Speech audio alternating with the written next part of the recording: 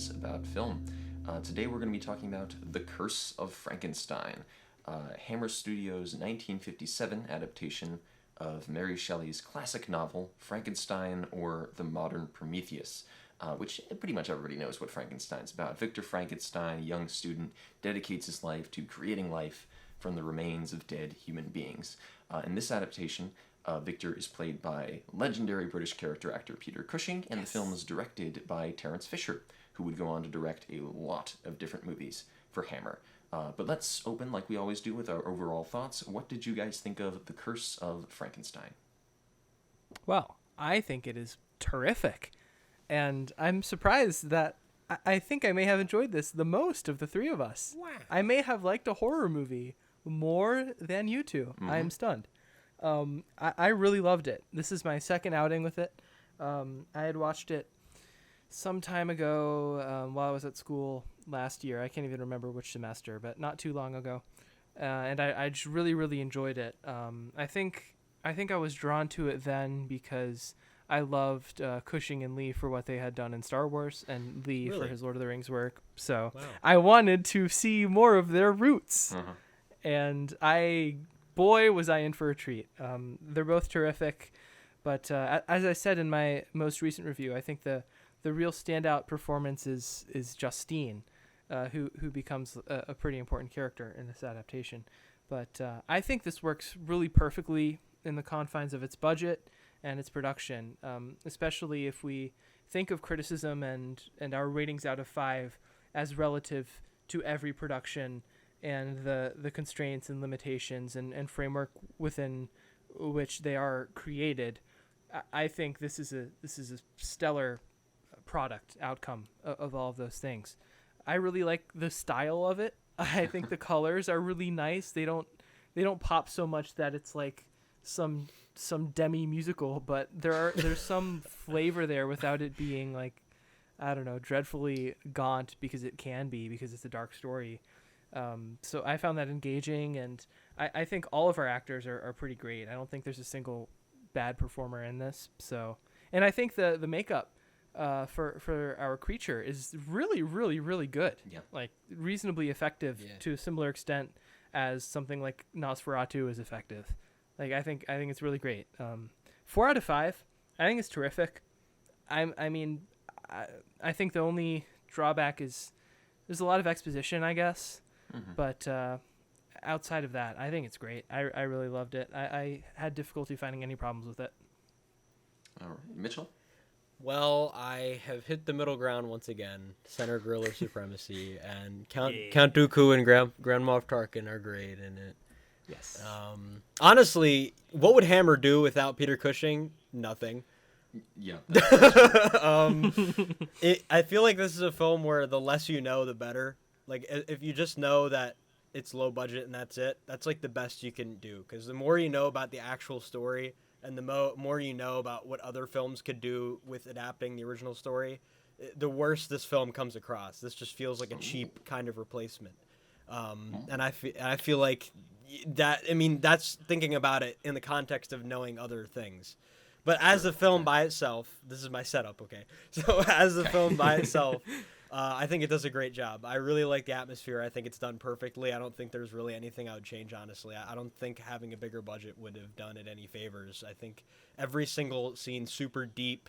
There's like things going on like all the time in every dimension, and I think that's really hard to pull off a lot of the time. Lent more to the set pieces more than the actual cinematography, because the cinematography is only creative to me in a few places.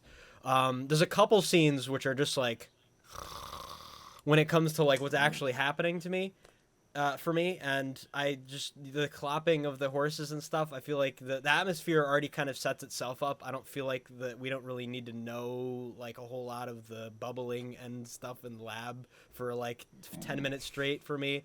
It doesn't really hold up too well, just having literally nothing, but Cushing moving around is interesting. And like, him talking with Paul, I mean, the conversation parts are extremely intriguing, and the performances are great. And pretty much all around. And, I think the monster is great. I don't think there's really much you could change with that. So really just the main parts of the actual story that are portrayed are great. And I think the changes that are made to accommodate the budget and to accommodate, certain creative hindrances, I think are just fine. I don't think there's any problem with it at all. So I gave it a 3.5 out of 5. I think it's a great story. I mean, I think there's nothing comparable to the original story. All those years ago, I read the story and I forget parts of it, but for the most part, just the way that the story builds up and everything, there's nothing to compare it with. But I think this is just a fine rendition. I think this is definitely something I'd recommend, and I think Peter Cushing pretty much steals the show for me. Yeah. Okay. Well, this is kind of unusual because I believe I'm the one who gave this film the lowest rating of the three of us. I gave it a 3 out of 5. And I think this is actually the first time Christian has ever rated a film that I've recommended higher than I have rated it. So this episode is kind of making Cookie Pocket history. And maybe also the first time that the person who picked the film gave it the lowest rating. Yeah. But that being said, a 3 out of 5 represents a good, solid film to me, and I do think this is a good, really solid film. It's a great runtime. It's only like 86 minutes, which is a great little get in, tell the story, get out window. Yeah. Especially for a lower budgeted horror movie like this. It's got some really great character actors in it. Beautiful sets. Even though a lot of them are quite small and you can feel the budget, they really work with what they have. And a lot of the sets are actually reused and redressed from other scenes, and I can never tell.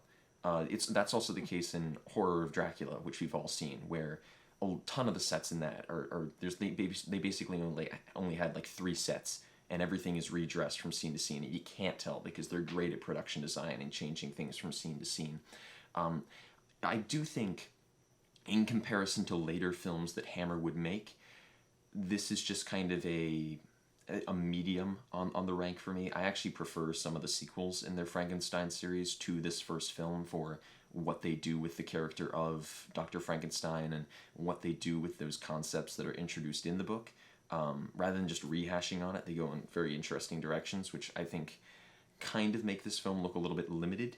But at the same time, it's small, but it's incredibly entertaining within that small width. And so I really would recommend it for somebody who's looking for a different take on Frankenstein, because I think a lot of people are used to kind of Boris Karloff clomping around with his rectangular head and his big boots, and they're used to, Victor's "It's alive," and this is like a very kind of a very different, like almost regal costume drama approach to the premise that I don't think you see in a lot of other places. But I want to talk about how this movie, as I've mentioned, is one of the very first examples of Hammer horror. Hammer was a British film studio who existed before the 50s, but with this movie, they really put their name on the map as a producer of horror movies, and they made a ton of other horror movies until the 70s. So I wanted to talk a bit about what you guys think are the hallmarks of Hammer horror and why films like this might have been so successful during the 50s, 60s, and 70s. Well, I think the most obvious is, I'm pretty sure this is one of, if not their first color film. And this is being in direct contrast to Chaplin, where he's like, yeah, there's sound, but we got to have the silent bits in there. This is like color in every single scene.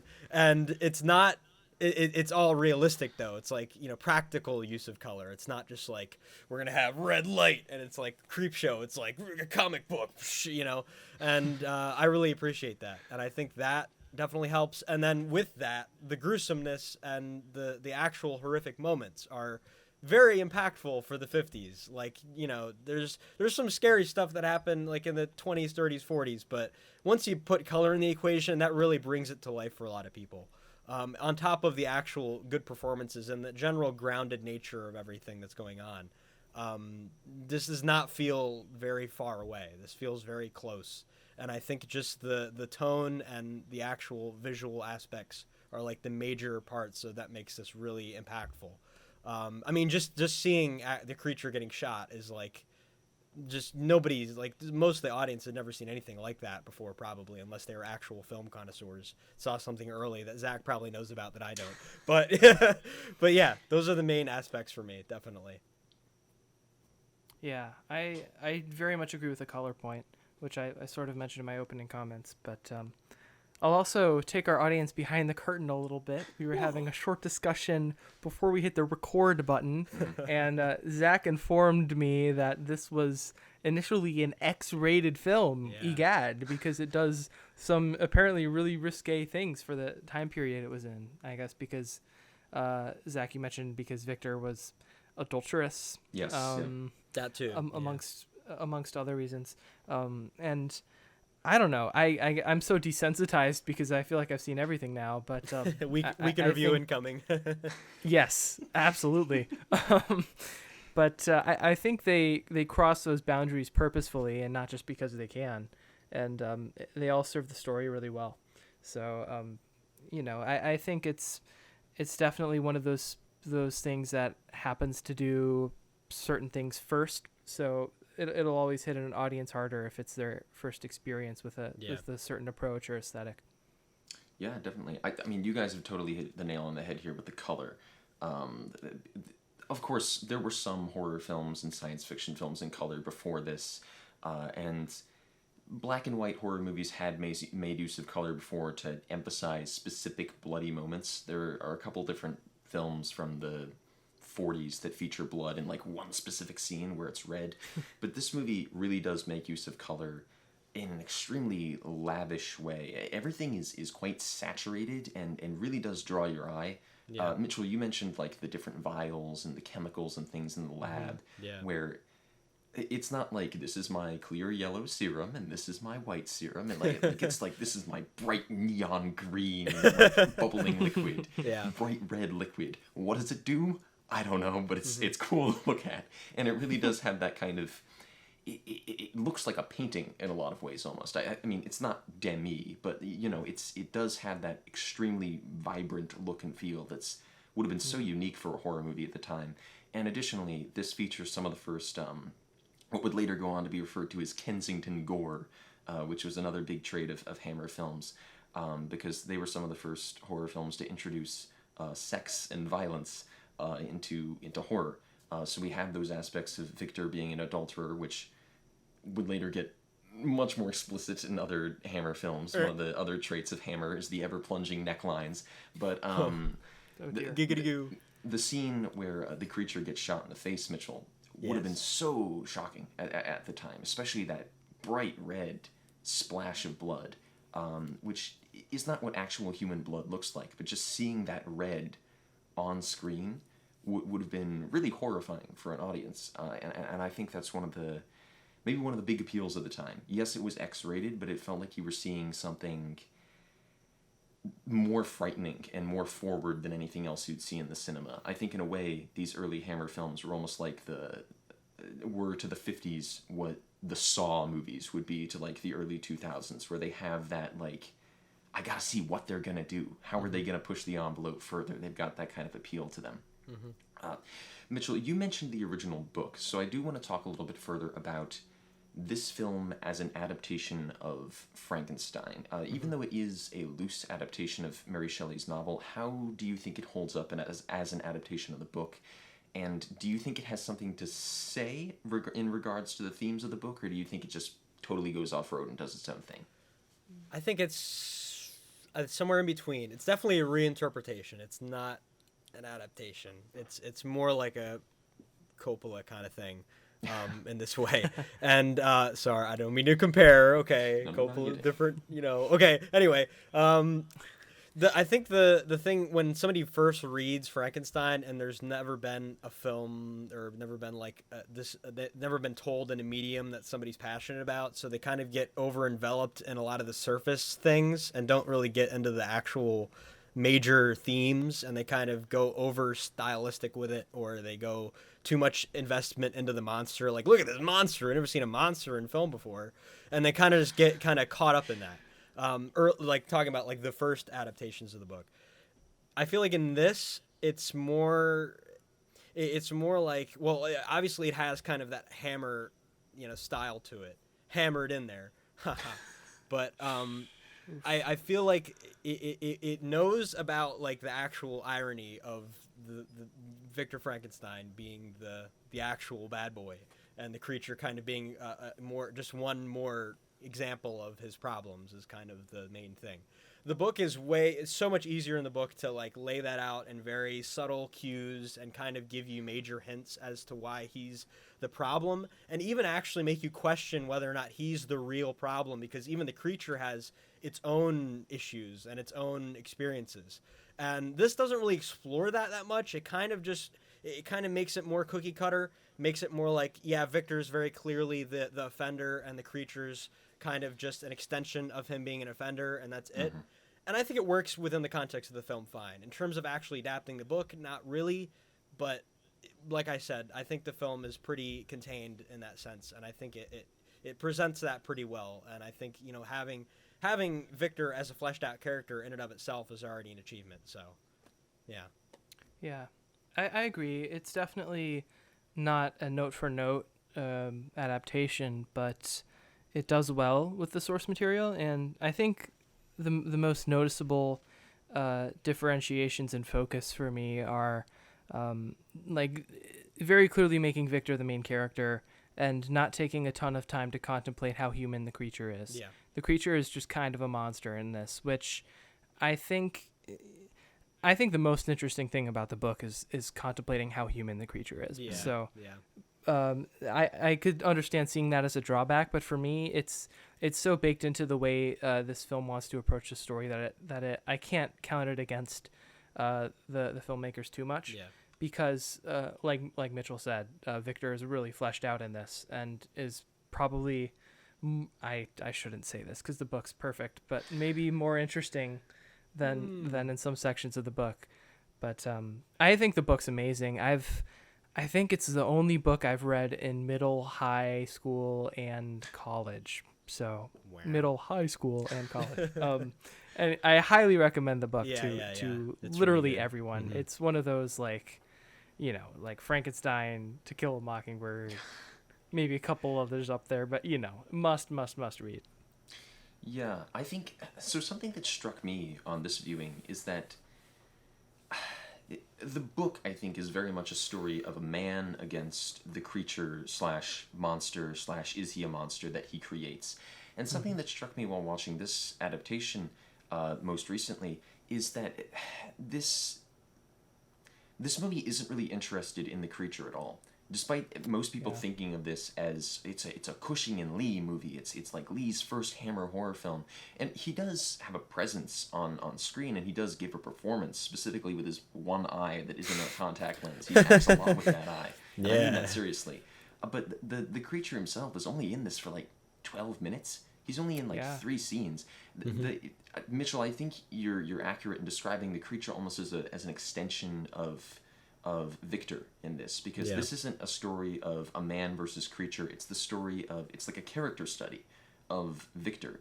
And I think in a lot of ways that kind of taps into anxieties around science at the time. I mean, this is post-nuclear weaponry. So I think you can see this a lot in science fiction films at the time, but I think there is a lot of anxiety at this time about scientists to prioritize advancement and discovery above all else. And this idea of hurtling towards a goal without any consideration or thought towards the consequences. And I think you do kind of see that in the things that the creature does, and even in the way that Victor acts towards the creature once he's kind of considered it a failure, where he basically turns it into like a pet that does tricks. Like, yes, it can walk around and sit down, but like Paul even comments like, this is your supreme creature of like superior intellect. Like it can't even speak. Like what is this? And I do think that the movie's really effective in showing that kind of downfall of dedicated scientist to just shell of a man who's hurtling towards goal that he might not even know what it is. And I think the whole series does a great job at kind of studying that point as well, because the Universal Frankenstein movies follow the creature. The Hammer films follow the doctor, which I think is a much more interesting angle and allows a lot more elaboration on what motivations and what ideas lead a person to do something as profane as creating a being from stitched together bits of dead bodies, and where he would go after that. I see some chin stroking, Christian. Do you disagree? I don't know with me on about that the point? Bride of Frankenstein with the blind Yeah, guy. Come on, that's exactly Zach. what I was thinking. Come on, Yeah. Zach. And I don't think at the outset, I mean, they're obviously both very, very interesting and rich characters. So it's almost an act of futility to debate which is better. Mm-hmm. But I will say I really appreciate that this movie, I think you were kind of alluding to this, Zach, but I really appreciate that instead of kind of grappling with the morality of how much Victor is responsible for the creature's actions, it pretty clearly sets its flag in Victor is at fault here camp. Yeah. But it works. Yeah. And I think that's it's good that they made that strong decision, because it really helps that the film function as a character study of Victor, like you said. Yeah. Yeah, and maybe I should clarify my standpoint on the Universal films here. If the Universal films, if the Universal films adapted like straight from the book, and we had a creature in those films who is kind of the eloquent, fully rounded character that we have in the books, I would love to see a series elaborating on that concept. But the thing that the Universal movies kind of botch is that after Frankenstein and Bride of Frankenstein, which are pretty much an adaptation of the first book, the creature essentially just becomes like this clomping robot that just growls and goes "Rawr" throughout like 7 future movies, and he's just consistently used by other people and becomes a plot device, which I think is a worse execution of the concept. There is one than movie. What Hammer does. There is one movie, Young Frankenstein. He doesn't just grumble around at all. Put that man down, Zach. Sure, that's not part of the Universal horror cycle, though. I'm going to butt in one more time, Zach. Sorry. This is what the podcast's about. Yeah, go ahead. But Yeah, again on Zach, yeah.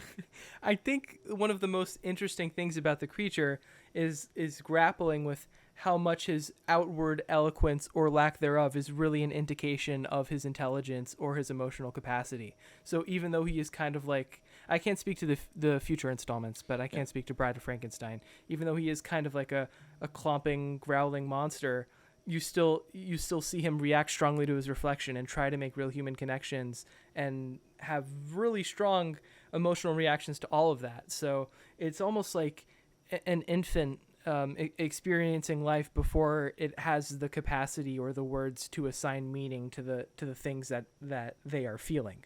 So I do think like his ability to express himself is kind of separate from his emotional intelligence, I guess. Mm-hmm. Mm-hmm. And I am glad that we have both takes on the concept, but I do think we have yet to see an adaptation of Frankenstein that I think does justice to the creature as portrayed in the book. Yeah, I think there are versions that do Victor well, but I think pretty much every version hasn't quite hit that kind of central question of humanity that the book grapples with around that character of the creature. Maybe there will be one day, but as of yet, it hasn't happened. Do it, Zach. Make it. Maybe. Okay. So let's talk about Peter Cushing and maybe other performers that we want to highlight, because I know you wanted to point out Justine maybe a little further. I don't know, Christian. But Peter Cushing plays a distinctively cold version of Frankenstein in this film, I think. So I just wanted to ask, what do you think of his performance, and maybe what do you think of that take on the character, as well as any other characters that you'd like to discuss in this moment? There's definitely a sense of his acting and other things in this. He's definitely got his own little charm and his own little way about of you may fire when ready every 5 seconds. But yep, I do think his coldness comes across pretty rigidly, pretty realistically. I think it's pretty darn believable when he's like, "Huh, woman, no," and then the woman's like, "What? But I want to be attached." No. And then he just sends her in the room.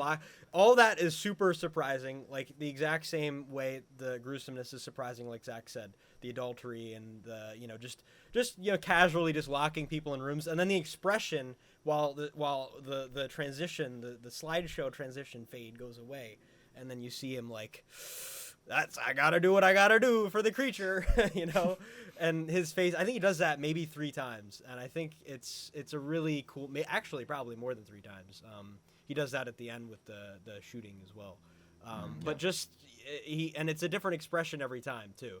But his insistence and his persistence in everything he says is always so lively and very, it fills the scene very well. I mean, it just pretty much just takes everybody's attention. He just takes everybody's attention. He's totally riveting. His sideburns just, man, like and his dress, like I was gonna mention with the visuals, the way he dresses, the greens and the browns and the darks really come out a lot better when there's contrasting colors, like Paul's robe. Got to zoom out on Paul's robe and things like that. Yeah. But I think that really works as well. So I wouldn't change his performance at all. I think he pretty much takes the character and runs with it, like season 1 Mitchell used to say. Season 1 Mitchell, my good friend. I too think Peter Cushing is great in this, and Zach, you mentioned the coldness of his approach to the character, and I think that's a good word for it. And I think there's sort of 2 different ways you can approach a character in a cold manner. You can make them sort of emotionally oblivious, as in they're not fully able to sympathize or empathize with other people, or you can make them completely and totally aware of how selfish they are, but they just don't care. And I think Cushing is the second one, and it is terrific to watch. Mm-hmm. It is just it's so great. I'm so glad George Lucas scooped this boyo up. It's great. He's terrific. But I also think, I hope I'm pronouncing this name right, Valerie Gaunt's Justine is really, really good. She's in the more dramatic moments with Victor, she's great, and then in the moments where she has to be terrified of the creature, I love the build up to her scream. It's very, very real, because you get that moment of shock, but you also get that moment of terror and panic, and they're perfectly balanced, and a very, very strong performance from her. Mm-hmm. And she's not just like a curious, dummy. She's like actively intelligent and wants to figure stuff out, and it's just having those contrasting side characters is pretty essential to establishing how terrible Victor is. Yeah, and she has a great moment early in the film where there's a knock at the door, and you can tell that something's going on between her and Victor even before you have that first scene with them together, because she takes a moment and kind of like adjusts her outfit and then goes to and it turns out not to be Victor, if I remember correctly. I think it's Paul at the door, but you still have that moment Paul. I think there might be some hanky-panky going on behind the screen, behind the scenes here. So she does have some great moments. I think I might be referring to the wrong thing, but I think like this and Horror of Dracula are like her only credits. I don't think she acted in a great deal. Wow. Yeah, it's unusual. But Cushing, I think, for me, Those are the only 2. Holy cow. For me, Cushing gives the standout performance here. I think Lee is good, but I don't think Lee is in it enough to really leave an impression on me. But Cushing, he's an actor who's so good at business. He's good at all the little things that a character does in a scene that make them feel like a real person. And in the laboratory, when he's fiddling with equipment or adjusting something, I feel like there's a purpose to every single thing he's doing, and I never feel like he's just doing a random thing. And Cushing, if you look at his scripts, he was an incredibly dedicated actor in terms of detail. Like, his scripts are covered in notes of like, okay, I have to sit down this way, I have to make sure to move my wrist in this way when using this piece of equipment. There's a moment, I think it's when he unwraps the hands, where he wipes his hand on his lapel, and that wasn't in the script. He added that, and I think just those little moments add so much to the character and really bring life to it and make it Cushing's role. To me, there's nobody who plays Frankenstein like Cushing. I think it's kind of his part in a lot of ways, and every other Frankenstein for me is going to be judged based on Cushing's performance here, and in the later films in the series. But I mean, I could talk about this film until the cows come home, but unfortunately we are on a bit of a limit. And so it's kind of late for the cows this time of day. It is a little late for the cows. So any final thoughts on The Curse of Frankenstein before we move on to our further segments? Definitely recommend it. I think it's a very good interpretation based on all the limitations we mentioned, and I think it's very unique, and I don't know, man, Peter Cushing is pretty freaking crazy. I mean, he can just stare at something and hold his belt for like 5 minutes and I'd be intrigued. But, you know, I don't know, man. It's really good. And if you're at all interested in the original story and want to see a new interpretation of it, this is definitely up there. It's pretty good. 3 out of 5 out of 5. 3.5 out of 5, I mean. Over fractionally. Mm-hmm. What do Victor Frankenstein and Grand Moff Tarkin have in common? They were too proud to evacuate in a moment of triumph. You were setting that one up, weren't you? Yeah. No, I actually just thought about it like 30 seconds ago. I'm very proud of it. Anyway, I think this movie's terrific. I gave it a 4 out of 5, and I'm very, very solid on that 4. Like, even I gave 3.5s, and I felt this was a 4. I felt it earned all 4 of those marks very strongly. I don't think the budgetary or technical limitations really impede this much, if at all. I think it's outstanding. As someone with more of a theatrical background, I think people who are more drawn to performances will get a lot out of this. So I highly recommend it to anyone that's read the book, and I recommend the book to absolutely everyone. Yeah, I think I've kind of expressed my love for this film already, despite the fact that I gave it a 3 out of 5. I will say, if you're looking to purchase a copy of this film, this is not a sponsored advertisement, but I cannot recommend the Warner Archive Blu-ray enough. It comes with 3 different prints of the movie, the 1.85 by 1 American print, the 1.66 by 1 British print, and the open matte 1.37 to 1 television print. So you really get, and all 3 of those are in 4K. So you really get a lot of bang for your buck with that version, and it's not actually that expensive either. So yeah, there are some good versions, but the Warner Archive Blu-ray for me is the best copy of this film to go after. Yeah. All the squares and rectangles.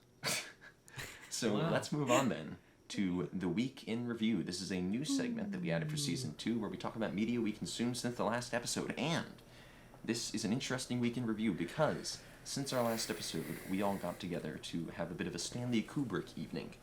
We watched 2001: A Space Odyssey, A Clockwork Orange, and The Shining. So at the end of the night, we were kind of exhausted. What did you guys think of 2001: A Space Odyssey, the opener of our night? Oh, this is huge brain. This is mega brain. I cannot believe how huge brain this is. There is so much humanity, so not enough monk. There's got to be more monk. I expressed my disappointment that there's a lack of monkey, but otherwise, there's so much you could say about this film. It literally goes on forever. It hit one of those major philosophical points where it's just like you can divert this in any direction. I mean, Kubrick really knew what he was doing here. Everything is so deliberate. Everything is so like just. Kubrick's got. I love his shots. Okay, follow shots, and wide shots also. And Zach was like, when he's seeing the space and stuff, and we're like, shut up, Zach. It's just space and lights. But seriously, this is like, you have to see this. This is major. Like, there's not a lot that really happens, but boy, is there a lot behind it. This is like a puddle you find in a parking lot, and you fall into it, and you go into China. Like, it's just, there's so much to talk about. Wow. That's a great metaphor. Wow. Thank you. Well, I gave this a 5 out of 5. I found a lot to appreciate and enjoy in it. But I was also on Letterboxd the other day, and I found a half-star review for 2001 that I think gives a pretty solid argument. Even though I disagree with it, I gave this a 5 out of 5 star rating, and I got a lot out of it. I think this review is very interesting. I'm going to play devil's advocate here because I know we all really liked it. Is this the April Fool's one? Yeah, that was posted on 1st April. Yes, but I also think it has a good point. That's worth considering. Okay. What is the purpose? Is there any coherent message? If it is Kubrick's message about the future of humanity, what future is that, and does he even know? It is pure style over substance. Nobody actually likes this film. They just like to be seen liking it. Now, I don't agree with any of this, but I think it's interesting to think about. I found a lot to like in the style, and I think it's part of its substance is that it is left up to you, in many cases, to build that substance for yourself and what you make of humanity and space and the future. There's so much luminous, undefined material there that it works for anyone who's intellectually curious enough to grapple with those things. Yes. So I gave it a 5 out of 5. But I would understand if you weren't drawn to this movie, but I would encourage that everyone give it a try. Yeah, I would agree with your point, Christian. I think that the idea of this movie not having a point, which is not an uncommon argument. There are a lot of people who've seen this film and go, "It's boring and it doesn't have a point." But I think that comes from people who want a solid answer from their movies. They want a yes and they want a no and they want this is what this movie means. And I think if you're willing to be patient and you're willing to allow a question mark, if you're willing to allow a certain open-endedness from a movie, you'll get a lot out of this. Because I don't actually think the story is that complicated.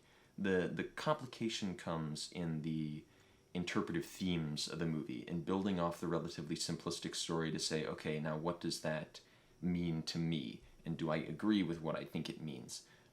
I think one of the greatest triumphs of this movie is that it's incredibly long, but its pace sort of lulls you into a hypnotic state where you're kind of going along with the characters on this journey to Jupiter, this journey into the future. So by the time that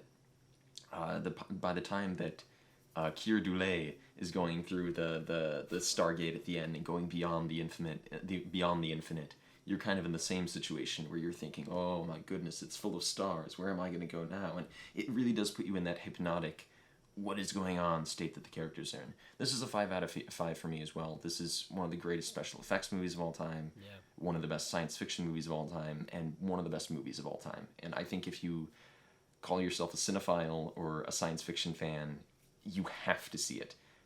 Even if you don't like it, I think you have to give it a chance at the very least. So yeah, great film.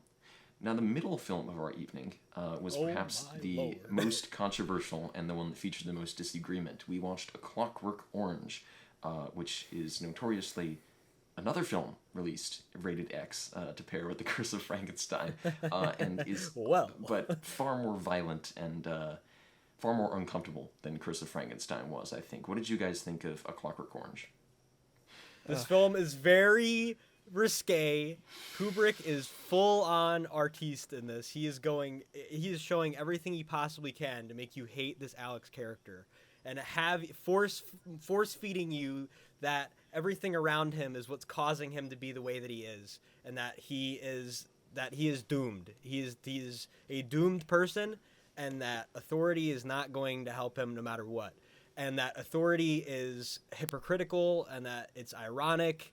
And this is a very heavy-hitting theme that Kubrick kind of ventures towards in other films. Full Metal Jacket's a pretty more realistic, grounded kind of Vietnam being ironic in and of itself. This is just pure, like, using fiction to portray as much irony and convey these real-world themes as much as possible.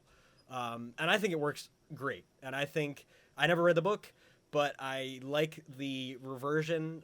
Kind of not really going to spoil, but there's kind of a... I'm not going to spoil it because I want people to see this, but there's kind of the hypocrisy keeps layering on itself, and the more that you hate Alex, the more that you just hate Alex as much as you hate the government, or hate him more, all up to you, up to interpretation. And I think it's done pretty well. I think there's some parts that are a little aged and overused, but I think I gave it a 4.5 out of 5. I think it's it's a magnificent Kubrick film. Very opinionated and also left up to a much audience interpretation. Well, I did not like this. I give it a 2. I think when you cross certain boundaries, you have a responsibility to do that for a reason and to have according payoffs. And I'm not sure to what extent I want to get into this because I will spoil it if I go all the way. But I mean, if the message of the movie is that the state created this character, I think that's absurd. Because, I mean, he was like that before the state ever had any direct intervention with him. And if the message is his settings or the glorifying of his evil or sexually devious behavior, if the setting surrounding him glorifies those things, then isn't the film another product of that argument? I don't know. I think it's far too confused for those boundary crosses to be effective to an audience member. I will acknowledge that I'm much more uncomfortable with these things than Mitchell and Zach are, but I've spent a considerable amount of time trying to logic my way into an appreciation of this film, and I can't do it. I don't think this is for Nana at all. And No. Runaway Nana. I don't think Yeah, this is for please. most people. I think it's really horrifying, and it made me absolutely ill. And yet, I don't think that was the only purpose of this movie. But there just has to be something more to it, and I don't think the message was clear at all. And I think that's different than it being left up to interpretation. So for me, that was a significant enough drawback for me to give it a 2. Okay. So I will just open by saying I have read the book, and I really enjoy the book, and I also really enjoy this movie. So, ladies, run away. But Oh I my think God. that this is a great Guys. I really do. I think that this is a great film, and I think that I can understand feeling that the movie is unclear, but I feel that the point of this movie is to make the audience ask difficult questions about society, about government, about youth, about pop culture, and I think that it recognizes that if it portrays any one thing in the movie as the worst thing, then the audience will have something to root for and will stop asking questions about one thing. If Yeah. Alex is portrayed as the most evil force in the movie, then the audience is inclined to root for the government, and then they're not going to ask the questions that the author and the director want them to ask about the government. So in order to make them ask the questions about everything, in order to make them cynical, in order to make them suspicious of everything, I think the entire movie has to be bathed in that corruption and that evil. There's basically no good people in this movie. I mean, Yeah. I think you could argue that maybe Alex's parents are the closest things to good people that we have in this Priest film. is okay. And the priest is an okay person, yeah. But there are very, very few people in the film that I think you could call good. And I think that's intentional because the movie wants to cast doubt on everything in order to allow the audience to come to their own conclusions about those forces. And I think that can be difficult. And I think that can be uncomfortable. This is not like, I've got 2 free hours on a Saturday afternoon, and I'm going to pop on A Clockwork Orange. Like, this is not a fun movie by any means. You Yeah. really do have to kind of, because this will ruin your day, you do have to kind of plan your day around watching this movie, and you really do need to set aside the time to think about it. But I think that when you do think about it and you consider the questions that it's making and how there is no true right or wrong in the story and perhaps no true right or wrong in the reality that the story is reflecting, I think the movie's sort of victories and better qualities, I think, start to appear. But I will see it at the same time. You need to be quite a cynic to do that, and I can understand that people not perhaps wanting to embrace that cynicism or wanting to embrace that negativity on the things that are being portrayed. One more quick thing. I know may not be as naturally cynical as Zach, but despite that, I think it's easy to ask those hard questions, and I think it is much, much harder to answer them. And I think if all you're doing is raising these questions that are impossible to answer in an easy way, then to me, it feels like an excuse to depict horrible things on screen. Well, Christian, isn't that kind of limiting?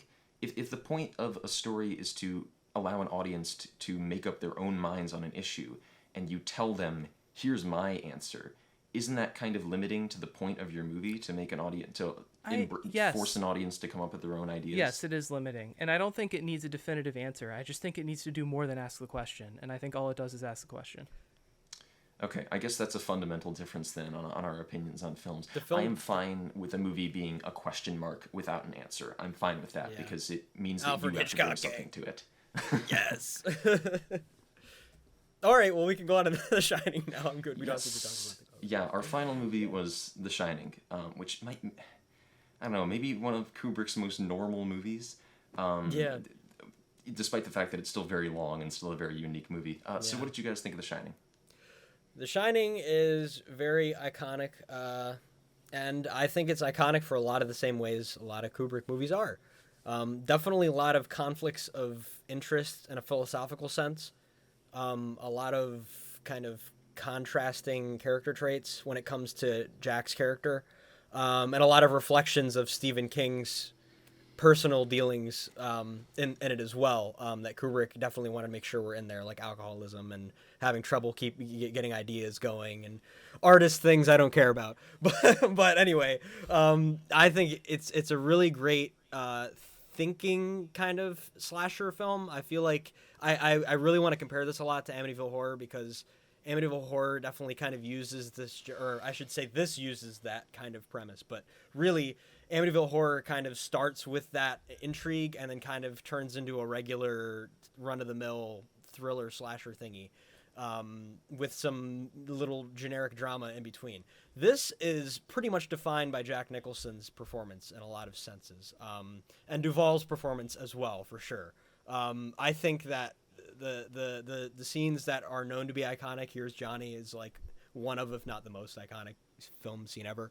And I think it's pretty deserving of that. I think that the awkwardness and the weird unexplained happenings that happen are very make Kubrick come across as very self-aware of what he's doing, and very self-aware of the questions that people have to pose about certain things. Like, for example, the Red Room thing doesn't need to be radically explained. It's just like a side thing because it's cool stylistically and it works perfectly fine totally. And the same thing with the blood rushing and things like that. And I just think those are wonderful stylistic choices. The regular Kubrick wide shots and follow shots and things like that, I think, work tremendously in the hotel environment that makes no sense, as we talked about physically. But I think it's a magnificent film, and the climax is very appropriate, and I think that Maze scene definitely is like the most thrilling scene probably with Jack. But Jack Nicholson and Duvall just like looking at each other, her being so helpless and trying to be like, I'm trying to like being really intelligent, trying to figure out how to get out of these situations, but she's just so screwed, and Jack's like, well, I'm coming to get you, like the whole time. And yeah, and that's just a unique, nothing has ever been shown like that before, and anything it's tried to replicate it can't even come close. So 5 out of 5. There's very little I would change about this. Yeah, it's great. 4 out of 5. Yeah, I don't really, it's very good. Go watch it. Yeah, I will kind of agree with Christian here. I think everything that can be said about The Shining has sort of already been said. It's a great horror film. It's probably the best Stephen King adaptation, or at the very least one of the top 10 best. And he hates it. Great performances, great direction. Yeah. It's a fantastic movie. 5 out of 5 from me. So righto. I forget the order that our segments come in. So let's just move on to the Magical Cinema Tour. That bus is still a-rolling. Christian, what have you been watching? Well, today I watched Jules and Jim, directed by Francois Truffaut, from 1962, starring Jean Moreau as Catherine, who I first saw in Bay of Angels, one of Jacques Demy's films, and she's terrific in this. But this is kind of a bizarre film from a pacing standpoint. It's there's a lot of voiceover narration, but it comes at you at like super fast, even accounting for the fact that I guess the French language is generally spoken faster than English. It just bang, you better be reading those subtitles, man, or you're gonna miss stuff. Yes, precisely. But these leads are terrific, and there's a lot of really compelling work about relationships, romantic and otherwise, between people, and what happens when you choose the wrong person. And you're stuck with that person because you spent years with them, and there's just kind of no way of going back socially. Kind of like Cookie Pocket. No, I'm kidding. Sorry. It was there. I had to take it. No, this is a great film. I gave it a 4 out of 5. I think you have to tolerate the style of it a little bit, but it's really where there's romantic strife. Jules and Jim are such close friends that they can literally fight on the opposite side of World War I and still be friends about it and not even talk about it. It sounds ridiculous, but what I'm trying to say here is there's nice juxtaposition. There's a lot of interesting work going on between characters, and if you're someone who likes more talkative, interpersonal movies, then you'll like this. Okay. Well, there aren't many guns in The Curse of Frankenstein, but I'm gonna there's speed still run this. enough I'm gonna for speed run Mitchell this. to talk Zach. about. Nope. I'm gonna speed run this right now. He doesn't Double- even need the timer. I don't even need the timer. I believe Alright. the double barrel pistol that Cushing uses at the end is Howdah pistol. It was used by the British Empire for a while as kind of like a backup pistol in case they were attacked by lions or tigers or something.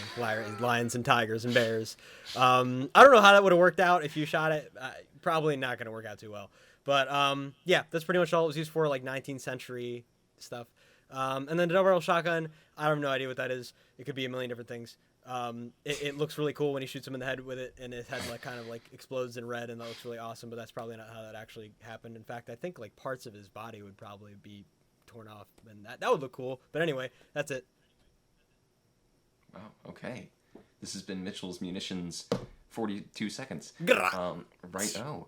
So now then, it is time to move on to the rundown, our oldest and most recurring segment. Zach says begrudgingly. Okay, is a here good we one. go. It is a good one. Largely thanks to Mitchell, because I had very little to add to this Aw. one. But words, monsters, and scientists, and numbers from Zach's orifices. Mitchell, are you ready? My orifice is ready and prepared, sir.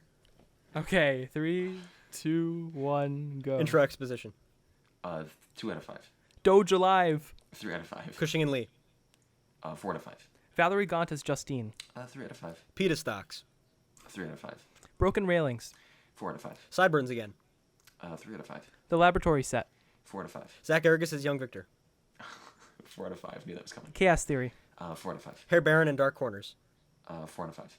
School of Wisdom and Understanding. 3 out of 5. Serving my cousin but in a different way. 2 out of 5. Professor Big Brain. 3 out of 5. Seeking obscure truths in stuffy rooms. 3 out of 5.